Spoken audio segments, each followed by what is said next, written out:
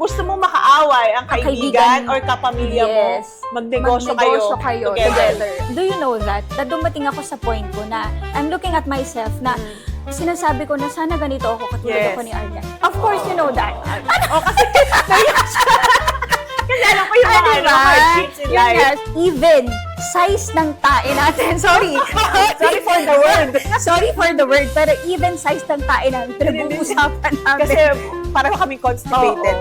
Pero iba siguro sa akin, ang magkaroon ng isang ikaw. My God! Love team of the year! My God!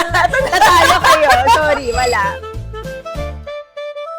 Hello, guys! Hello! Hi! So, this is it. Yes, finally we gave in sa request ng aming manager. Oh my gosh, manager, artista! Yeah, so this task has been in our to-do list for quite some time. Yes. So, today is our first episode. Yes, first episode. So, if ever you haven't heard from us, so we are the founders of Simply You, Daily Dose, and Bareface. So kung familiar kayo kay Bareface, we sell sunscreen. So, kay Simply You. Magbibenta na agad. Kay Simply You. No, yes. So, siguro nakikita nyo kami, yung iba sa inyo, sana may nakikita sa amin. So, I'm Aryan Roselia. Yes, and I'm Els Roma. Vital Statistics. 40.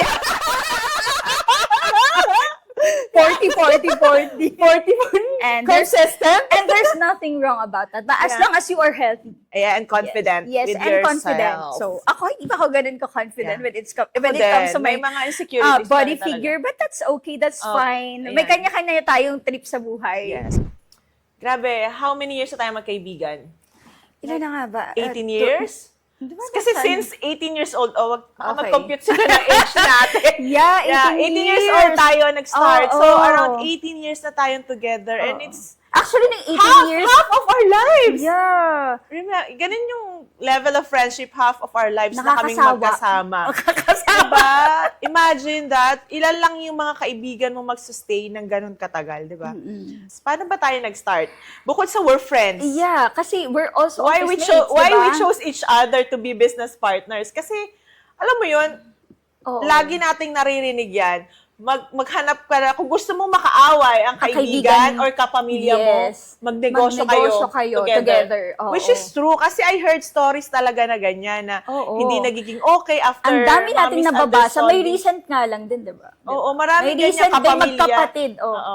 So, mga ganong story, marami. And it's really, nakakatakot yung ganon. Dahil nga sa tagal na nating magkaibigan, and hindi lang naman dun sa pagiging magkaibigan talaga din yung level of friendship natin. Parang we are more than that eh. We are sisters na. Soul sisters. Well, yun nga, sinabi nga natin kanina na even sisters, even family, relatives, nagkakasira talaga when it comes to money, business, di ba? Business related. We chose each other kasi there's this connection talaga na walang exact words to define it or to describe it eh. Para sa akin it's harder for me to work with someone na wala akong idea kung sino siya than to work with someone na kilala ko na, alam ko na kung paano timplahin. Sa iba kasi nag-work yon. Yeah. Pero sa akin, nahihirapan ako magtiwala. May trust issues, nahihirapan ako magtiwala sa strangers. Another thing is, nagja-jive yung personality natin. Yung wavelength natin. Yes, yung wavelength of thinking, 'di ba? Yung pananaw natin sa buhay, medyo joke. Yung mga joke times. tayo naiintindihan natin yung isa't isa. Siguro nandun yung point na hindi ako mahihirapan makipag-usap dito, makisama. And maglabas ng mga hindi magagandang bagay kasi it's not everything naman na magaganda pag magnenegosyo ka. Hindi ka mahihiya na huy, may problema tayo. Huy, may problema sa ginagawa mo. May kailangan tayong improve. Hindi ka mahihiyang sitahin. Hindi ka mahihiyang, basta, parang walang pretensions. Yun yung tingin kong isang bagay talaga. Kasi we're very open eh. True. Parang wala naman tayong secrets. As far as I know naaalala mo pa ba? During our college days, even size ng tae natin. Sorry for the word. Sorry for the word. Pero even size ng tae namin, pinag-uusapan namin. Kasi pareho kaming constipated. So, tapos, ultimo na ngayon. Ultimong utot namin, kailangan nagsasagutan. So, yung level of friendship namin talagang nandun sa point na kailangan sabay to. And, mind you guys, talaga, hindi ko alam, pero doon ako na-amaze na kapag nagkikita kami, even nung college, halos magkapareho talaga kami ng suot. Walang usap yan. Walang usap-usap yan. Totoo. Until now, nagagawa natin yan. Mga ganun na wala namang pinag-usapan. So, ba't ganyan ang suot mo? Ganun. So, ganun yung level of trust and Siguro. openness. So, malagang bagay yun when you start a business with a friend. If times na magkaroon ng problema, I know na re-resolve namin together. Hindi yung, alam mo sa tao na pag nagka-problema, pwedeng talikuran ka, ganyan. Yes, Alam mo na, i-resolve you together so you maalin sa pareho kayong bumagsak o pareho kayong Kumbaga, tumaas. feel natin na we will still choose friendship over things na may Over mga money. petty things. So, may mga petty things syempre, Yes, di ba? And yun, pag naghahanap ka ng makakasama mo sa business, you just have to have this one person you trust and respect. Pero yun nga, yun yung isa sa hard reality na pwede kang at the end, sa gitna kayo, pwede kayo magkasira. Yun talaga yung mahirap. And magsasuffer yung friendship mo, mag-give up yung friendship nyo na iningatan nyo din. Pero dahil magkasabay yung trinay ito at hindi kayo nagkasundo, in a snap, nawala lahat yung years of friendship. Imagine kung gano'n yung nangyari sa atin. So, ilang years natin, pagkakaibigla na lang tayong hindi mag-uusap, di ba? Siguro yun nga, minsan hindi mo ma-set aside na, seryoso tayo ngayon. Oo. Magtrabaho tayo, tama na Humahaba kalokohan. yung meeting. Oo, mga ganung bagay. Yung magkakaano kayo, sukatan ng efforts. Ng efforts, yes. Yes, Yan, pero yun nga, at yan talaga ang iniiwasan ko. Oo, kasi naku may na times talaga, ayun, minsan nafe-feel ko na parang nakukulangan ako sa, kasi 'di ba, ang hirap talaga. Like ako, dalawa lang kami ni Ethan talaga sa bahay. So may mga times na yung mga ginagawa ko kulang talaga sa oras, like maglilinis pa ganyan. So nandun yung guilt ko kapag dire-diretso ka talagang mag-reply. Pag nag-reply pa naman ako, talagang tuloy-tuloy. As in, tapos makikita ko sobrang dami na. Hindi ko pa naman talaga ugali na kapag halimbawa, na kapag reply ka na, hindi ko na siya uulitin talaga. Kasi nasabi mo na eh. Once you said it, hindi ko na siya uulitin. Pero kapag ang hahanapin ko doon is hindi ko nasabi. Yung mga hindi mo nasabi. Kaso lahat nasabi mo na. So, nandun yung guilt. So, nandun na yung guilt feeling ko na wala na ako masabi. Hindi ko na siya masundan. Wala na ako na trabaho for this time. Hindi naman for this day kasi nagtatrabaho naman talaga tayo for the whole day. But, pag yung sobra, parang feeling ko, less feeling. Less yung effort ko that moment. Ay, babawi ka naman the next day or kung kailan ka free, di ba? Kasi may Yun yung days naman ginagawa talaga talaga. na, kunwari, masama yung pakaramdam mo, masama yung pakaramdam ng isa. So, Yes, and kailangan matik yun. may isang magte-take over. Hindi mo na kailangan sabihin, pwede bang gawin mo to kasi hindi ko na kaya, di ba? So, mafe-feel mo na yun. Nafe-feel mo na yun na wait, hindi siya at her best position right now. So, sige, ako muna tong gagawa nito. True So, naman. parang pakiramdaman na lang din.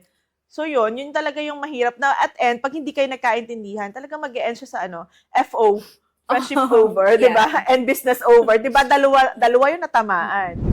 So, kung ikaw, ano yung mga titingnan mo para maging masabi mo na itong kaibigan kong to is pwede ko maka-business partner. Kasi di ba, we have a lots of friends. Hindi naman ibig sabihin na hindi kita gusto maka-business partner is masama yung ugali mo, di ba? So, may certain criteria tayo na tinitingnan na, yes, pwede to. May potential to na pwede akong kipag-negosyo kasama tong tao na to.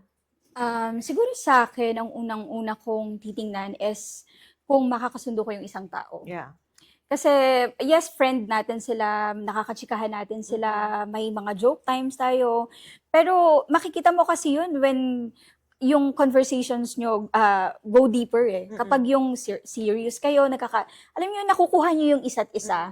So, mas, alam mo yung intuition mo, 'di ba? Yung woman's instinct na itong taong to, feeling ko, ang gaan ng personality niya, mabait siyang tao. Siguro nandun ako sa point na yon na kinikilatis ko yung isang tao. Yeah. Ako siguro pag ay hindi ko i-join as business partner if meron kaming unresolved issue before. Totoo naman. Yan. True. Kunwari, nagkaroon kayo ng issue before, tas natapalan lang siya na natapalan, like na may mga masking tape kayo and nakalimutan mo na siya.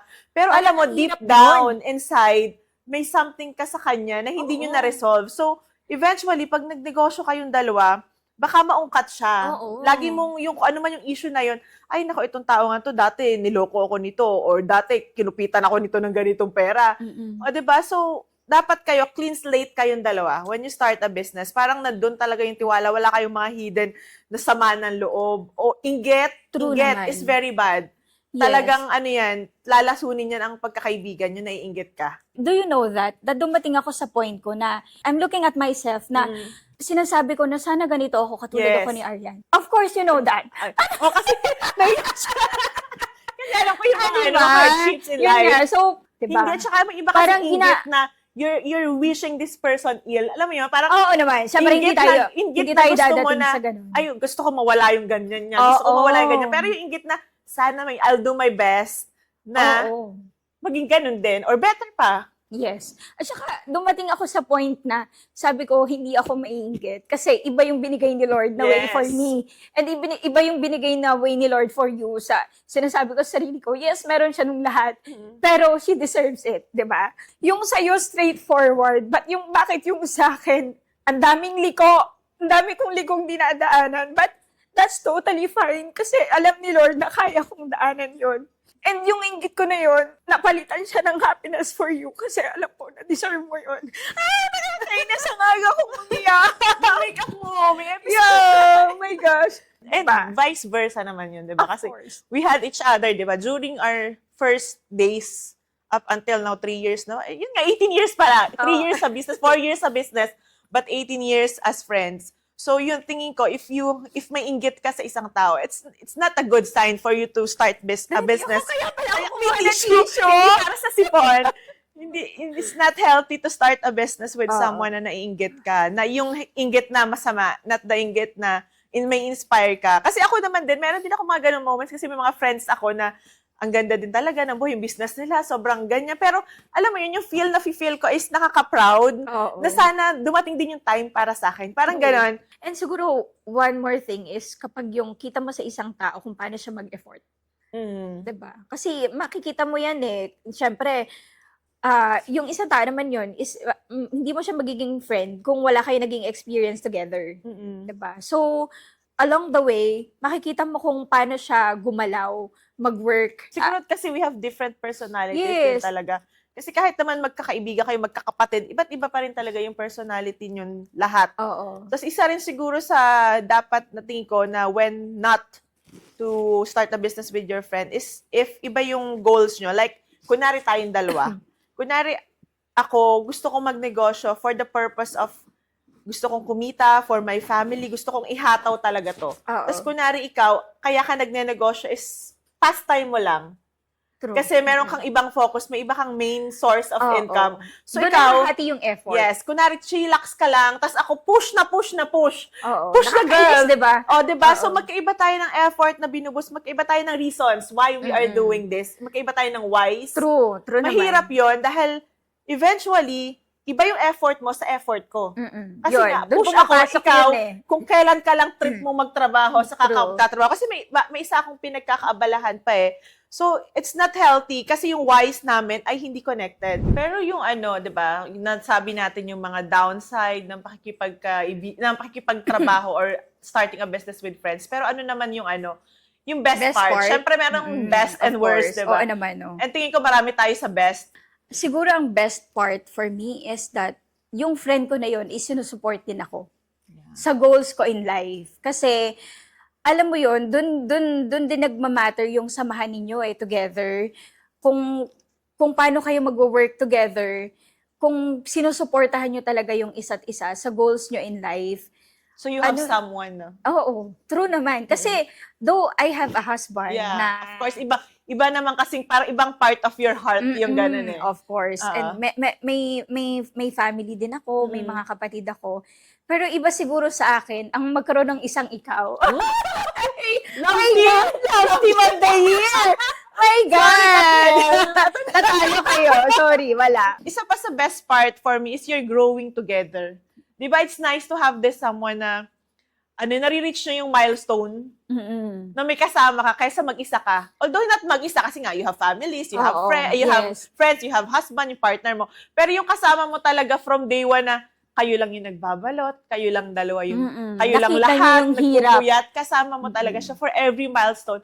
You have someone with you celebrating it and naman crying with you when days are not aligning as planned, diba? So, Oo. yun yung isa yung best part na just have someone to share all milestones, yung mga setbacks, milestones with her. Hindi nga lang yun, extended na nga hanggang sa anak natin, 'di ba? So, hindi lang yung sa amin yung nabibuild, but yun din, sa Oo. pamilyang binuo Para namin kaming extended family talaga. Oo, ganun. Pagdating sa Finances? finances. Kasi hindi tayo yung basta-basta kumukuha. Yeah, oo. May We have- set kami diyan eh. we have- May nakaset kami na salary namin. Yes, kasi yan isa sa lagi tinatanong sa atin, di ba? Oo. Paano daw ang hatian namin? So, sweldo ba kami? So, paano daw sa pera? Sino naghahawak? Which is a sensitive topic siya. Kasi oo. it's business, it's money. Ang dami nagkakasiraan Oo. sa pera, guys. Di ba? Talagang pagdating sa pera, parang kapartner niya ang evil. I think, parang gano'n, naman. di ba? Di ba dati naalala mo nung naoperahan ng inay? Oo. Nag-advance. ako. That's- I Bago remember. pa lang ang Simply You, no? Bago pa lang, Bago pa lang ang kailangan Simply niya. You. Kasi yung mami niya.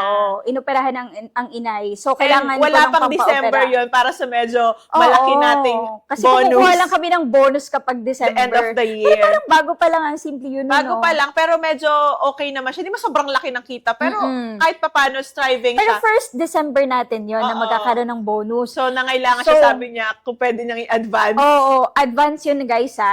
Hindi ano yung hindi ka nasusweldo sa mga nakaraang Hindi yun yung tipong, ay, pakurot nga ako dyan. Parang hindi mo Pasusweldo ulit ako. Yung for December niya, kinuha na niya Oo. ata ng November. Ganyan, Oo. November, October. Hindi ko sure. Basta advance siya. Oo. So, ganun yun yung talaga mga nag-work. ganon. So, dapat pag mag-business kayo, malinaw yun sa inyo at start. And you Oo. stick with it. Anytime na Kung gusto nila. magluluhuman kami, siguro mga pinakamalaki dyan, 10,000. Hindi nga kami makabili ng Kaya- bag from Simply. Oh my gosh. True ba? Oo. Alam niyo, I must say, kuripot, pero Mas okay na. kasi okay na. Ayaw Oo. naman naming labas kami ng labas ng Oo. pera na hindi kasi business to, hindi pa rin naman alam. Yung security ng negosyo. Hindi if tayo lagi sigurado. Oo, hindi ka Parang sigurado. everyday nagigising ka, hindi mo alam kung okay pa ba kung yung okay pa. business mo. So, let's just save for the rainy days. Wrap it up. Ano ba natin? Marirecommend ba natin for you na kipag-start ng business with a friend? Ako, I would say yes. Yes. Yes, kasi I'm not saying na mag-work siya for everyone, but it's definitely worth a try. Oo. As long as, di ba, meron kang mga criteria, you have criteria talaga. Yun naman dapat, di naman basta na lang maisipan, tara, negosyo. May mga susukatin ka, di ba? Like, ano siya? Di ba sinasabi nga 2 is better than 1? Yes. Nag-work sa amin yun. Nag-work yun. Not all the time, but Yeah. nag-work yun. Kasi may mga nakikita rin talaga akong nag-work naman. Yung mga Oo. nakikita ko owners ng malalaking business sa Manila, group of friends din sila, and nagsasucceed sila sa negosyo nila. So, Yes. definitely, meron silang criteria, pero meron din naman nagfe-fail. So, it's worth the try. Walang masamang subukan.